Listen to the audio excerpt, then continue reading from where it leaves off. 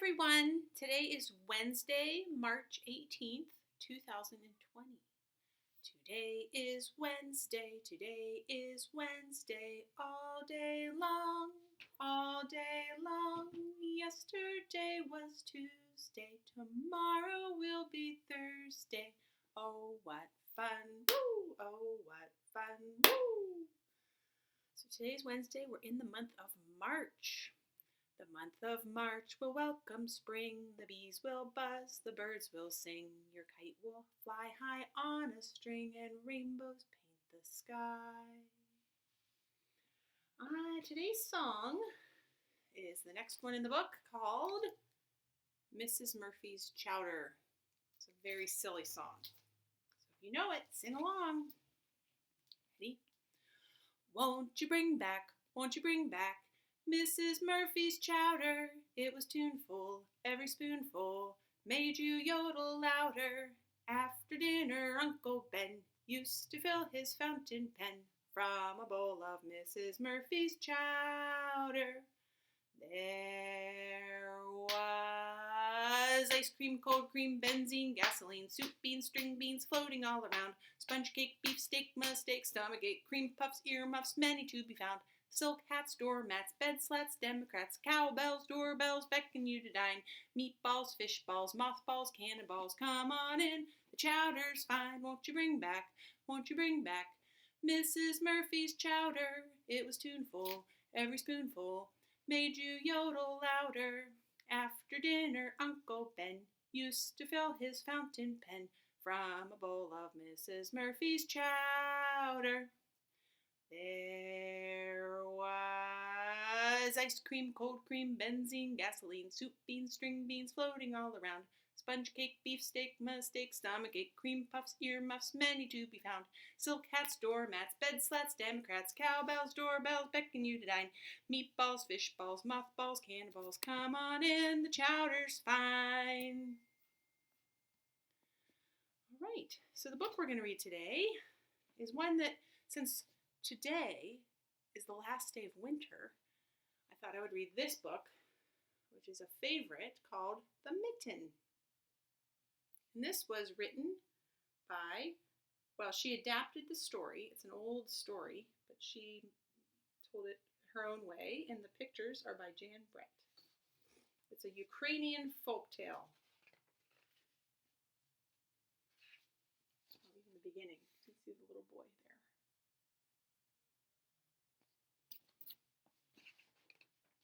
Once there was a boy named Nicky.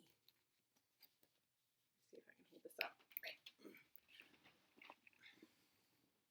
Who wanted his mittens made from wool as white as snow. At first, his grandmother, Baba, did not want to knit white mittens.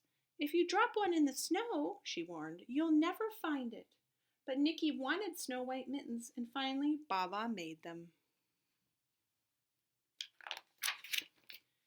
After she finished, she said, when you come home, first I will look to see if you are safe and sound, but then I will look to see if you still have your snow white mittens. So off Nicky went, and it wasn't long until one of his new mittens dropped in the snow and was left behind.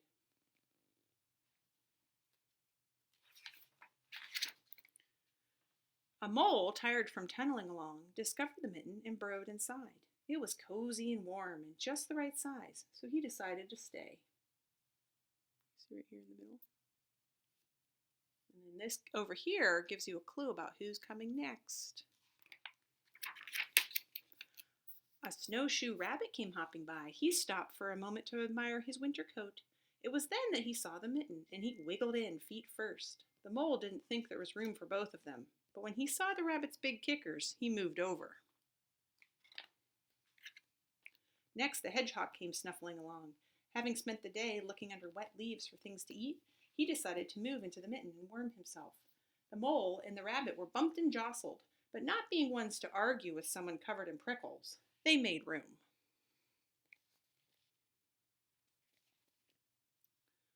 Who's coming next? As soon as the hedgehog disappeared into the mitten, a big owl, attracted by the commotion, swooped down. When he decided to move in also, the mole, the rabbit, and the hedgehog grumbled. but when they saw the owl's glinty talons, they quickly let him in.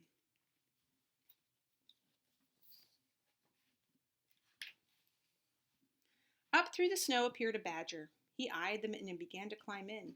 The mole, the rabbit, the hedgehog, and the owl were not pleased.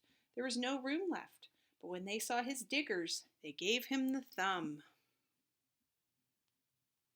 They said, "Come on in."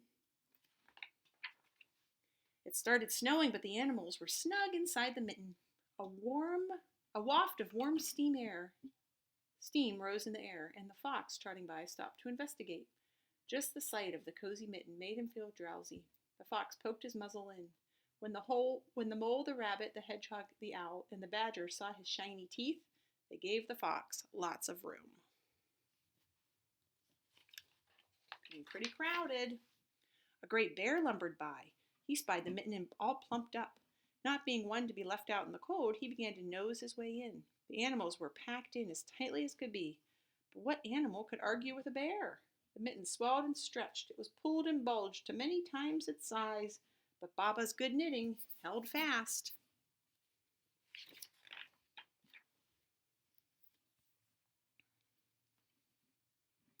Along came a meadow mouse, no bigger than an acorn. She wiggled into one space left and made herself comfortable on top of the great bear's nose. The bear, tickled by the mouse's whiskers, gave an enormous sneeze. Ka-choo! The force of the sneeze shot the mitten up into the sky and scattered the animals in all directions. On his way home, Nicky saw a white shape in the distance. It was the lost mitten silhouetted against the blue sky.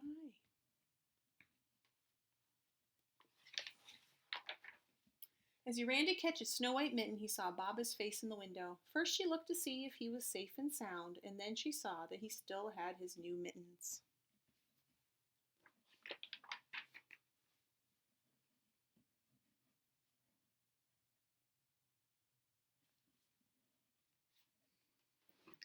So today is the last day of winter.